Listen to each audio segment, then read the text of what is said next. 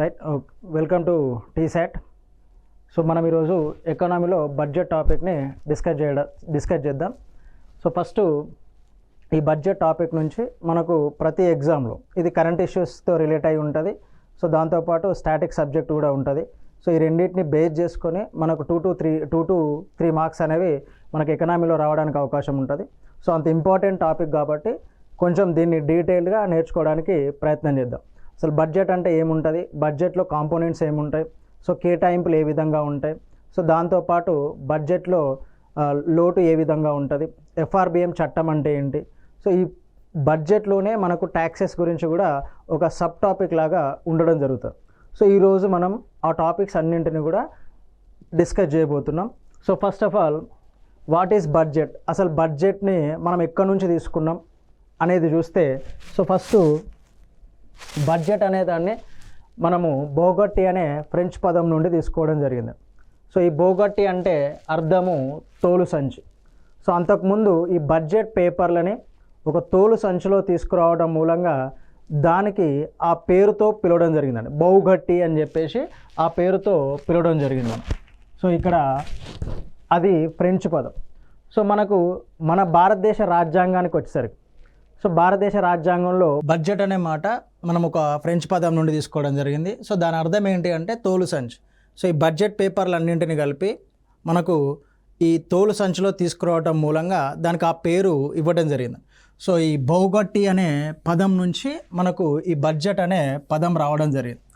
Okay, so భారతదేశానికి వచ్చేసరికి భారతదేశ రాజ్యాంగంలో ఎక్కడా కూడా ఈ బడ్జెట్ అనే అంశాన్ని ప్రత్యేకంగా బడ్జెట్ అనే అంశాన్ని ఆ పేరుతో, బడ్జెట్ అనే పేరుతో కాకుండా ఏ పేరుతో పేర్కోవడం జరిగింది అంటే ఆదాయ వ్యయ పట్టికలకు సంబంధించిన అంశాలకు, ఆదాయ వ్యయ పట్టికలకు సంబంధించిన పేపర్లు అని చెప్పేసి పేర్కోవడం జరిగింది.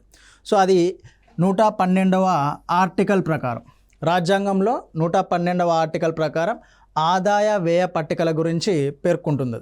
సో దాన్నే మనం ఏమంటున్నాము అంటే బడ్జెట్ అని చెప్పేసి పేర్కొంటున్నాం. సో రాబడి వ్యయం రెండింటి గురించి ఈ 112వ ఆర్టికల్లో పేర్కోవటం మూలంగా సో అది బడ్జెట్కు సంబంధించిన రాజ్యాంగంలో పేర్కొన్న అంశాలను. సో ఈ బడ్జెట్ని మనకు ఏ విధంగా ఉంటుంది అంటే మూడు రకాల బడ్జెట్లు ఉంటాయండి. సో మనకు కేంద్ర బడ్జెట్ ఉంటుంది, సో దాంతోపాటు రాష్ట్ర బడ్జెట్ ఉంటుంది, సో దాంతోపాటు మనకు కేంద్రపాలిత ప్రాంతాలకు సంబంధించిన బడ్జెట్ కూడా ఉంటుంది. సో ఈ కేంద్ర బడ్జెట్ని కేంద్ర ప్రభుత్వం రూపొందిస్తుంది, రాష్ట్ర బడ్జెట్ని రాష్ట్ర ప్రభుత్వం రూపొందిస్తుంది. సో కేంద్రపాలిత ప్రాంతాలకు సంబంధించి ఈ కేంద్రపాలిత ప్రాంతాలకు సంబంధించిన బడ్జెట్ని కేంద్ర ప్రభుత్వమే రూపొందించడం జరుగుతుంది. సో ఈ కేంద్ర ప్రాంతాల బడ్జెట్, కేంద్ర పాలిత ప్రాంతాలు అనేవి కేంద్రం ఆధీనంలో ఉంటాయి కాబట్టి వాటికి సంబంధించిన బడ్జెట్ని కేంద్రమే రూపొందించడం జరుగుతుంది. సో దీని తర్వాత మనకి బడ్జెట్ అంతకుముందు ఏ విధంగా ఉండేది అంటే 1919 మాంటెక్ జేమ్స్ వార్డ్. సో ఆ చట్టాల వరకు కూడా బడ్జెట్ అనేది సాధారణ బడ్జెట్ లాగానే ఉండేదండి. సో ఆ చట్టాన్ని ఆధారంగా చేసుకొని 1921లో అక్వర్త్ కమిటీని ఏర్పాటు చేయడం జరిగిందండి. సో 1921లో ఏర్పాటు చేసిన అక్వర్త్ కమిటీ సిఫార్సుల మేరకు 1926లో మనకు సాధారణ బడ్జెట్ని రైల్వే బడ్జెట్ నుండి వేరు చేయడం జరిగింది. సో 1924 వరకు కూడా మనకు బడ్జెట్ అనేది ఒకే రైల్వే బడ్జెట్ కానీ సాధారణ బడ్జెట్ కానీ అన్నీ కూడా ఒకే బడ్జెట్ రూపంలో ఉండేది. సో అక్వర్త్ కమిటీ సిఫార్సుల మేరకి మనకు దాన్ని వేరు చేయడం జరిగింది. సో ప్రస్తుతం రెండింటిని కలిపి రూపొందిస్తారు. సో ఇక్కడ అక్వర్త్ కమిటీ సిఫార్సుల మేరకి బడ్జెట్ను వేరు చేయడం జరిగింది. 2017 నుంచి వివేక్ దేబ్రాయ్ కమిటీ సూచనల మేరకు, ఇది ఇంపార్టెంట్ అండి. సో వివేక్ దేబ్రాయ్ కమిటీ సూచనల మేరకు మళ్ళీ బడ్జెట్ని ఒకటే రకంగా ఒకే బడ్జెట్ లాగా రూపొందించడం జరుగుతుంది. సో అంతకుముందు సాధారణ బడ్జెట్ వేరు, రైల్వే బడ్జెట్ వేరులాగా 2017 వరకు మనం ప్రకటించడం జరిగింది. సో 2017లో వివేక్ దేబ్రాయ్ కమిటీ సూచించిన సూచనల మేరకి ఈ సాధారణ రైల్వే బడ్జెట్ని రెండింటిని కూడా మెర్జ్ చేసి ఒకే బడ్జెట్ లాగా రూపొందించడం జరుగుతుంది. సో ఈ బడ్జెట్కి సంబంధించిన అంశాలను కనుక తీసుకుంటే, బడ్జెట్లను ఏ విధంగా వర్గీకరించవచ్చు అంటే సాధారణ బడ్జెట్, శూన్యాధార బడ్జెట్, ఫలిత ఆధార బడ్జెట్, జెండర్ బేస్డ్ బడ్జెట్ అని చెప్పేసి సో ఒక 4 నుంచి 5 రకాలుగా వర్గీకరించడం జరుగుతుంది. సో దాన్ని అంటే ఏ విధంగా కేటాయింపులు అనేవి జరుగుతూ ఉన్నాయి, ఎంతకాలానికి కేటాయింపులు అనేవి జరుగుతూ ఉన్నాయి, సో వాటిని ఆధారంగా చేసుకొని ఈ బడ్జెట్ని రూపొందించడం జరుగుతుంది. సో మనకి సాధారణ బడ్జెట్ అంటే ఒక సంవత్సర కాలానికి మనకు బడ్జెట్ని కనుక రూపొందిస్తే, అంటే ఒక ఆర్థిక సంవత్సర కాలానికి, ఇది దేశాలను బట్టి మారుతూ ఉంటుంది. సో భారతదేశానికి సంబంధించి మనకి ఏప్రిల్ 1 నుంచి మార్చ్ 31 వరకు, ఏప్రిల్ 1 నుంచి మార్చి 31 వరకు మనం ఒక ఆర్థిక సంవత్సరంగా తీసుకుంటాం. సో ఈ ఆర్థిక సంవత్సరంలో భారతదేశానికి సంబంధించిన ఆదాయాలు, వ్యయాలను వీటన్నింటిని కలిపి మనం ఏమంటాము అంటే సాధారణ బడ్జెట్గా పేర్కొంటామండి. సో ఇక్కడ ప్రతి దేశం యొక్క ఆర్థిక పరిస్థితి వేరువేరుగా ఉంటుంది. ఒక దేశం యొక్క ఆధార పరిస్థితి జనవరి 1 నుంచి నెక్స్ట్ డిసెంబర్ 31 వరకు ఉంటుంది. ఒక దేశ ఆర్థిక సంవత్సరం జూలై 1 నుంచి మళ్ళీ జూన్ 30 వరకు ఉంటుంది. సో ఒక్కొక్క దేశానికి ఒక్కొక్కలాగా ఉంటుంది.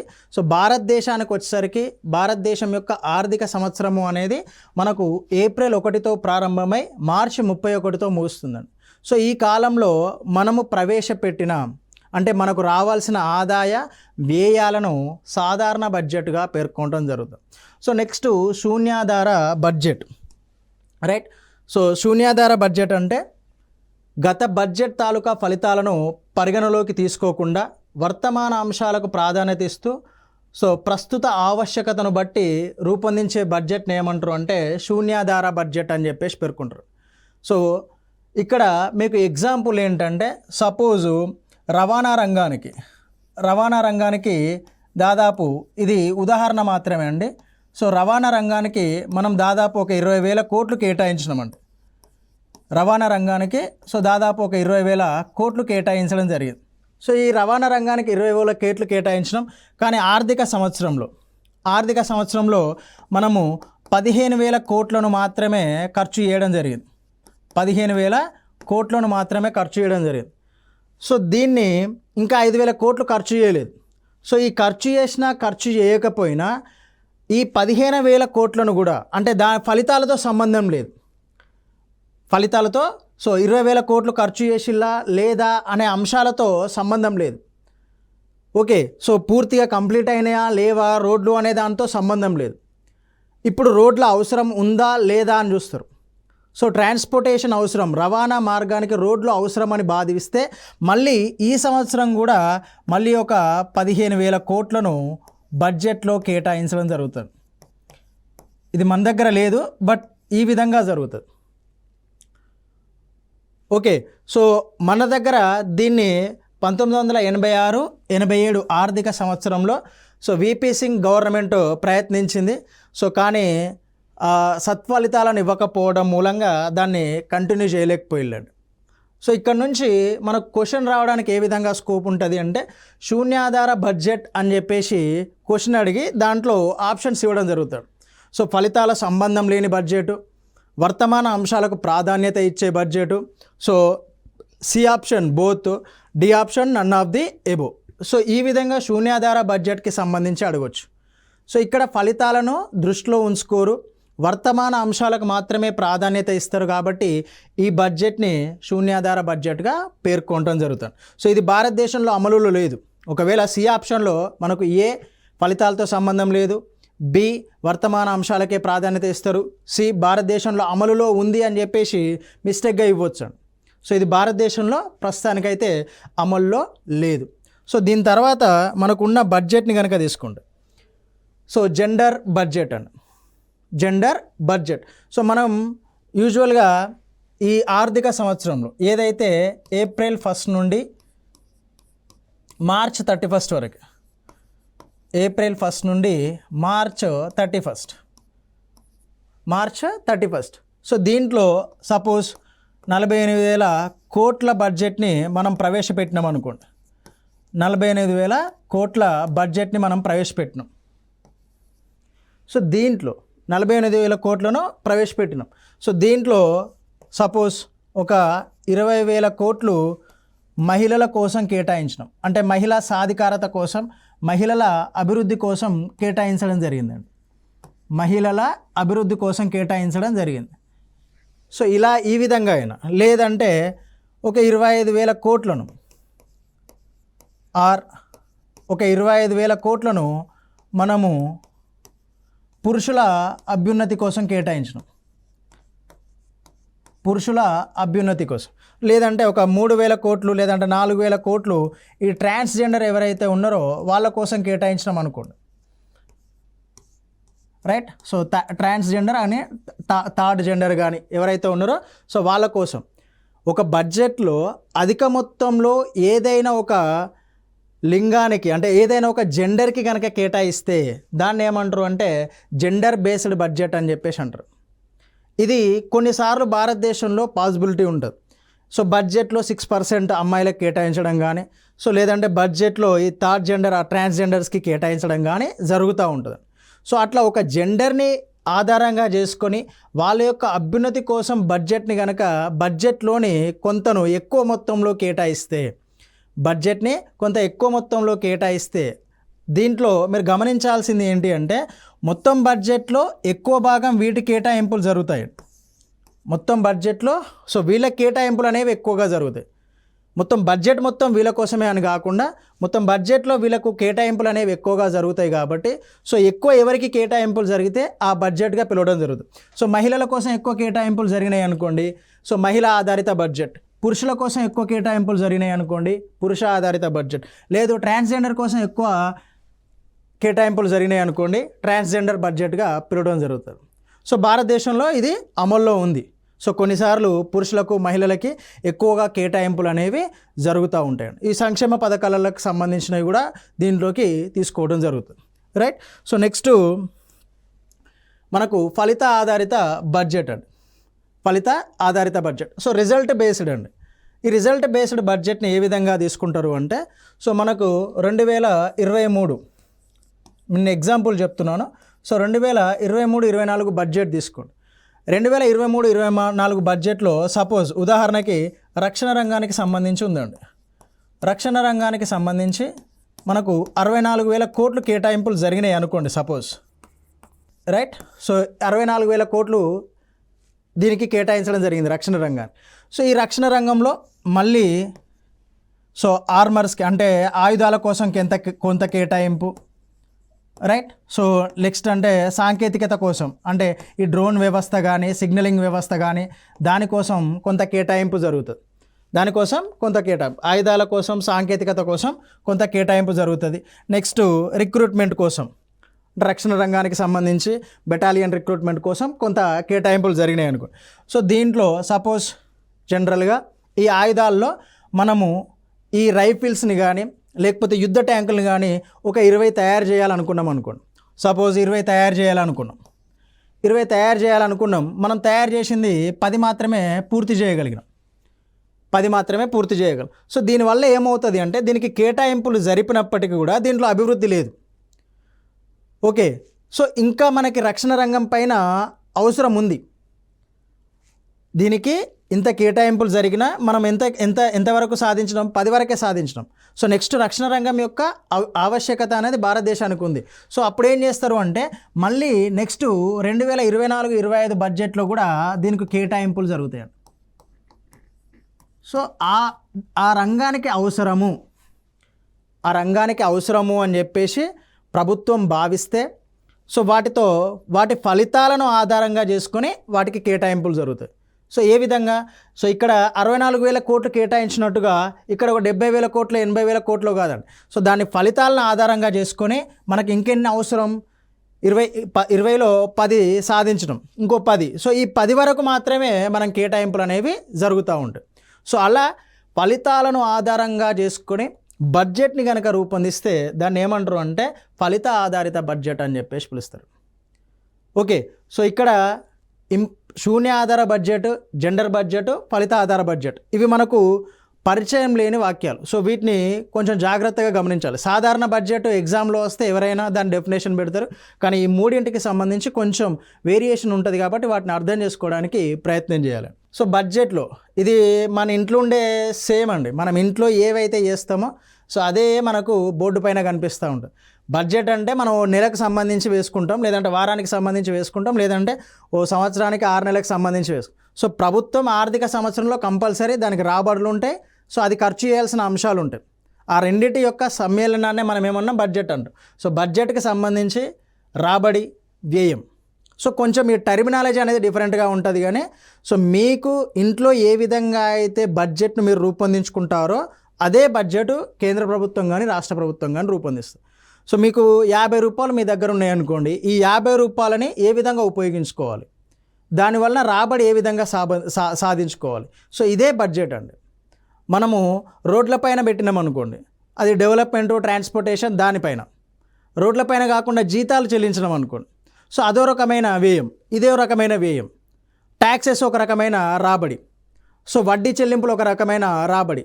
సో ఆ డిఫరెన్స్ అనేది టర్మినాలజీలో ఉంటుంది తప్ప, సో మీరు ఇంట్లో ఏ విధంగా బడ్జెట్ని మీరు డిఫైన్ చేసుకుంటారో సేమ్ ఉంటుంది.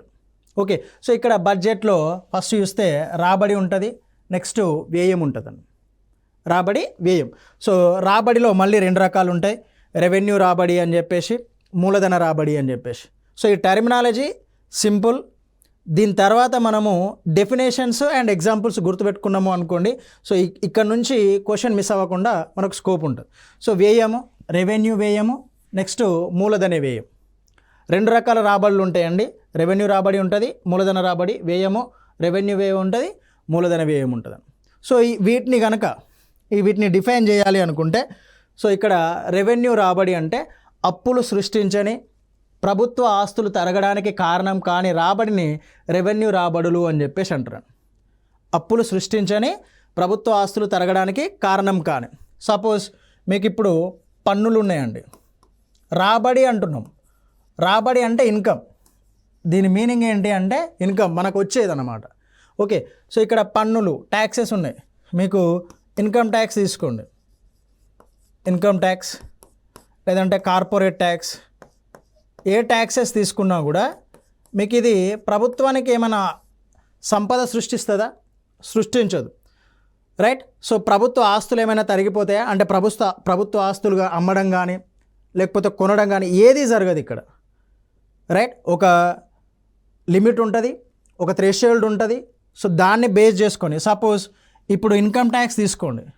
ఇన్కమ్ ట్యాక్స్ కేంద్ర ప్రభుత్వం ఏం చేస్తుంది, 2,50,000 వరకు ఎలాంటి ట్యాక్సెస్ లేదు అని చెప్పేసి ప్రకటిస్తుంది.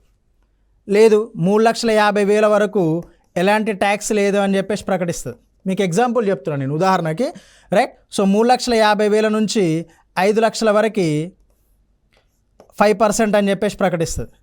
మీకు దీనివల్ల ఇది పర్సనల్గా ఒక్కొక్కరు గవర్నమెంట్కి చెల్లించాల్సింది.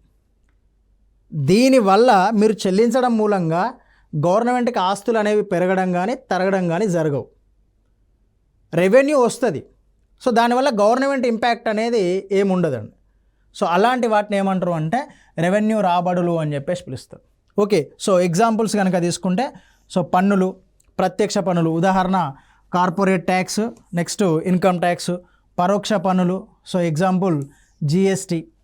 సో అన్ని దాదాపు 17 రకాల పన్నులు అన్నింటిని కలిపి 2017 నుంచి మనం ఇండైరెక్ట్ ట్యాక్స్గా దీన్ని వసూలు చేస్తున్నాం, GST, goods and service tax అని చెప్పేసి. సో దాన్ని నెక్స్ట్ మనం డిస్కస్ చేస్తాం.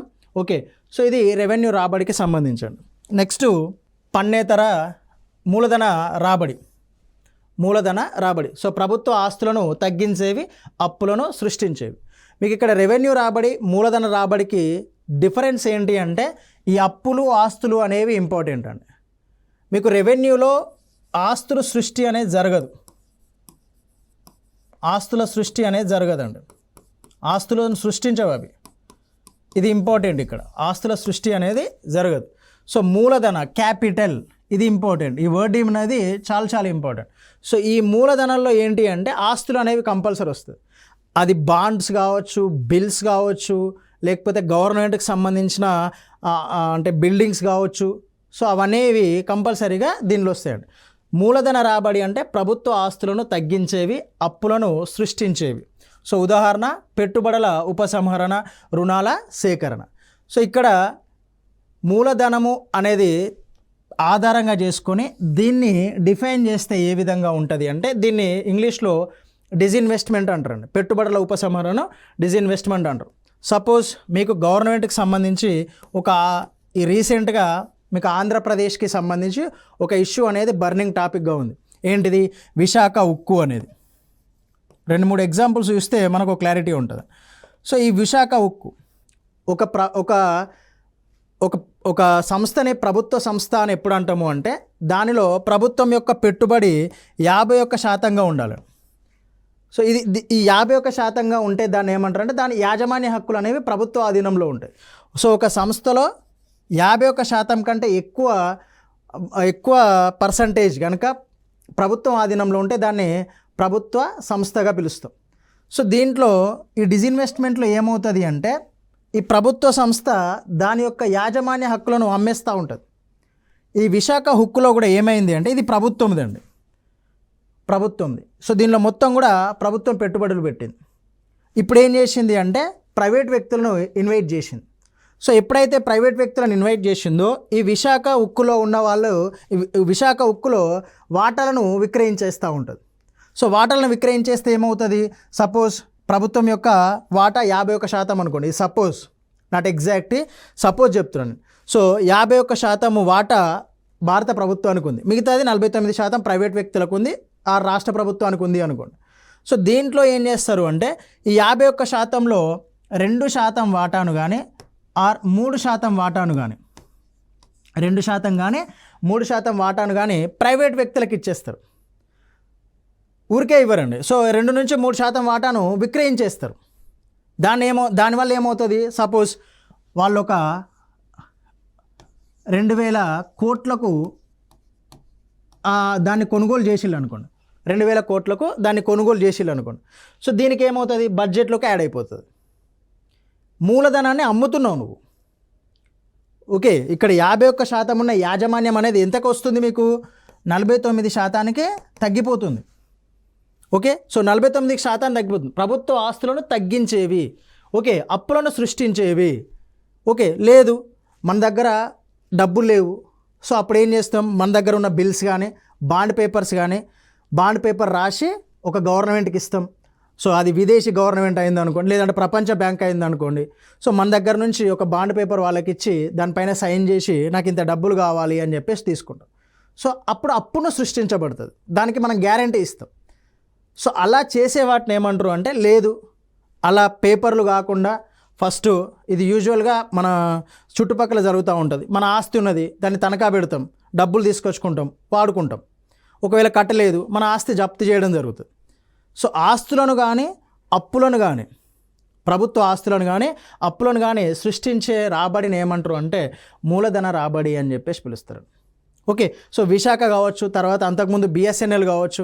సో బిఎస్ఎన్ఎల్ కూడా ప్రైవేట్ పరం చేద్దాము అని చెప్పేసి గవర్నమెంట్ ఆలోచించి సో దాని యొక్క ప్రభుత్వ వాటాలను కూడా అమ్మేసుకుంటూ రావడం జరుగుతుంది. సో తర్వాత ఎల్ఐసి ఇన్స్టిట్యూట్ కావచ్చు. సో దాంట్లో ఉన్న ఈ స్టేక్ హోల్డర్స్ ఎవరైతే ఉన్నారో సో వాళ్ళ యొక్క వాటాలను కూడా మనకు ప్రభుత్వం అమ్మేసుకుంటూ రావడం జరుగుతుంది. సో దానివల్ల దాన్ని ఏమంటారు అంటే పెట్టుబడుల ఉపసంహరణ అని చెప్పేసి పిలుస్తారు. సో ప్రతి సంవత్సరము బడ్జెట్లో పెట్టుబడుల ఉపసంహరణ ఇంత ఉండాలి అని చెప్పేసి గవర్నమెంట్ ప్రకటిస్తుంది. అది రీచ్ అయినా రీచ్ కాకపోయినా వసూలు చేస్తూ ఉంటుంది. సో ప్రభుత్వ ఆస్తులలో ప్రభుత్వం యొక్క వాటాను అమ్మి దాని యొక్క ఆస్తిని తగ్గించుకొని ఆ డబ్బులను తీసుకుంటే అది దేనికి సమానము అంటే మూలధన రాబడికి సమానం.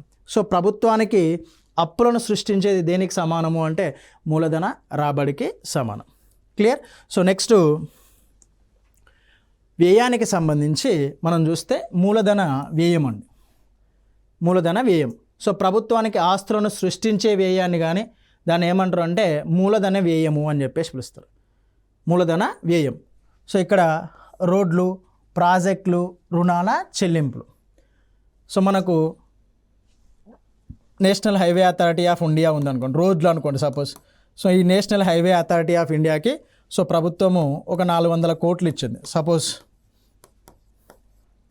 ఇదేం చేస్తుంది? రోడ్లను నిర్మిస్తుంది. సో ప్రైవేట్ పరంగా కావచ్చు, పీపీపీ భాగస్వామ్యం ద్వారా ఇప్పుడు నిర్మిస్తుంది. మీకు అర్థం కావడానికి చెప్తున్నా ఇది. సో ప్రైవేట్ పబ్లిక్ పార్ట్నర్షిప్ ద్వారా నిర్మిస్తారు. సో దీని ద్వారా ఏమవుతుంది అంటే మనకు for suppose Hyderabad to Warangal ఒక రోడ్డు నిర్మించింది. ఒక రోడ్డుని నిర్మించడం జరిగింది. సో ఈ రోడ్డు అనేది ప్రభుత్వం యొక్క ఆస్తి. సో దీనిపైన అది ట్యాక్స్ వసూలు చేసుకోవచ్చు, దట్ మీన్ టోల్ ట్యాక్స్ వసూలు చేసుకుంటుంది. ఎందుకంటే పీపీపీ మోడల్లో నిర్మించింది కాబట్టి. మనకి టోల్ ట్యాక్స్ అని వసూలు చేసేది కూడా ప్రైవేట్ ఏజెన్సీ వాళ్ళే. సో వాళ్ళే ఇక్కడ ఈ రోడ్ని దీనిలో భాగస్వామ్యమే నిర్మిస్తారు కాబట్టి సో టోల్ ట్యాక్స్ వసూలు చేసుకుంటారు. సో ఇలా ప్రభుత్వ ఆస్తులను సృష్టించే వాటిని రుణాల చెల్లింపులు, సపోజ్ మనం నేపాల్కి కానీ బంగ్లాదేశ్కి కానీ శ్రీలంకకి కానీ సో ఏదైనా దేశానికి వడ్డీ రూపంలో రుణాలను ఇచ్చినాం అనుకోండి, మనం శ్రీలంకకి రుణాలు ఇచ్చినాం, దాని యొక్క టైం పీరియడ్ని అది దాని ఆర్థిక పరిస్థితి బాగాలేని మూలంగా ఎక్స్టెండ్ చేయడం జరిగింది. సో ఈ రుణాల చెల్లింపులు వాళ్ళు రుణాలు చెల్లిస్తూ ఉంటే ఏమవుతుంది, ప్రభుత్వానికి ఆస్తి వస్తూ ఉంటుంది. సో ఆస్తులను సృష్టించే వ్యయాన్ని కానీ సో రోడ్లు ప్రాజెక్టులు ఏర్పాటు చేసుకునే వ్యయాన్ని కానీ ఏమంటారు అంటే మూలధన వ్యయంగా పేర్కొనటం జరుగుతుంది. సో ఇది ప్రస్తుతానికి మనకు బడ్జెట్లోని కొన్ని ముఖ్య అంశాలు. సో నెక్స్ట్ రెవెన్యూ వ్యయానికి సంబంధించి. సో ఈ రెవెన్యూ అంటే మనకు ఆస్తులు రావండి, ఆస్తి విషయాలు దీనిలో చర్చించడం జరగదు. మూలధనంలో మాత్రమే మనం ఆస్తులను గురించి మాట్లాడతాం. మూలధనంలో ప్రభుత్వానికి ఆస్తులు పెరగడమా తగ్గడమా జరుగుతుంది. రెవెన్యూలో ఆస్తులు పెరగడం కానీ తగ్గడం కానీ ఏది జరగదు, అంటే జరుగుతుంది, బట్ దానికి బిల్డింగ్స్ రోడ్స్ ఇవన్నీ కూడా దీంట్లో భాగంగా ఉండవు. సో రెవెన్యూ వ్యయము అంటే ప్రభుత్వానికి ఆస్తులు సృష్టించని వ్యయాన్ని రెవెన్యూ వ్యయం అంటాం. సో మనకు ఉద్యోగులకు జీతభత్యాలు చెల్లించడం కానీ, నెక్స్ట్ పెన్షన్స్. సో పెన్షన్స్ అండి,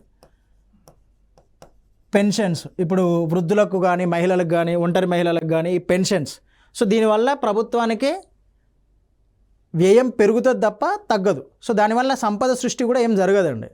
సో దానివల్ల ఏమన్నా జరుగుతుందా, సో వాళ్ళకు ఆసరా కోసం మాత్రమే ఇది. సో దీనివల్ల సంపద సృష్టి కూడా ఏం జరగదు.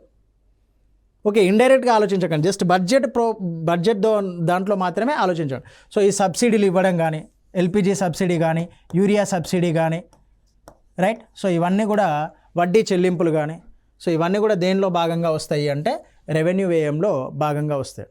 సో ఇప్పటి వరకు జరిగిన దాంట్లో మనకు ఇంపార్టెంట్ ఏంటి అంటే సో ఈ టాపిక్స్ మూలధన వ్యయము, రెవెన్యూ వ్యయము, మూలధన రాబడి, రెవెన్యూ రాబడి. సో క్వశ్చన్ ఏ విధంగా రావచ్చు అంటే వాడు డెఫినేషన్లో బేస్ చేసుకొని మూలధన రాబడి క్రింది వానిలో ఏది ఇస్తాడు అంటే సంపద సృష్టించేవి, సంపద తగ్గించేవి, ప్రభుత్వానికి ఇబ్బంది కలిగించేవి, ఇలా ఆప్షన్స్ ఇవ్వడానికి అవకాశం ఉంటుంది. సో నెక్స్ట్ రెవెన్యూ వ్యయం క్రింది వానిలో ఏమొస్తాయి రెవెన్యూ వ్యయంలో, సో జీతాలు, సబ్సిడీలు, నెక్స్ట్ రోడ్లు, ఇవి ఈ విధంగా ఆప్షన్స్ ఇవ్వచ్చు అండి. ఓకే, సో మనకు మూలధన అంటే ఆస్తులు వస్తాయి, రెవెన్యూ అంటే ఆస్తులకు సంబంధించి ఏ విషయం కూడా మాట్లాడడం అంటే తగ్గిపోతూ ఉంటాయి, ప్రభుత్వానికి సంబంధించిన ఆస్తులు తగ్గిపోతూ ఉంటాయండి రెవెన్యూ వ్యయంలో. సో జీతాల వల్ల ప్రభుత్వం యొక్క వ్యయం పెరుగుతుంది కానీ సంపద సృష్టి అనేది జరగదు. సబ్సిడీల వల్ల కూడా సేమ్, వడ్డీ చెల్లింపుల వల్ల కూడా మనకు సంపద సృష్టి అనేది జరగదు. సో ఇప్పటి వరకు మనం బడ్జెట్లో ఇంపార్టెంట్ టాపిక్స్ అయిన రాబడి, వ్యయం పైన డిస్కస్ చేసినాం. సో నెక్స్ట్ క్లాస్లో మనము బడ్జెట్లో ఈ రెవెన్యూ రాబడి, మూలధన రాబడి, రెవెన్యూ వ్యయం, మూలధన వ్యయం సో ఏ విధంగా వస్తుంది, సో ఈ ట్యాక్సెస్ వల్ల మనకు ఈ ట్యాక్సెస్ అనేవి దేంట్లో భాగంగా వస్తాయి, ఎన్ని రకాల ట్యాక్సెస్ ఉంటాయి అనేది డిస్కస్ చేద్దాం. Thank you.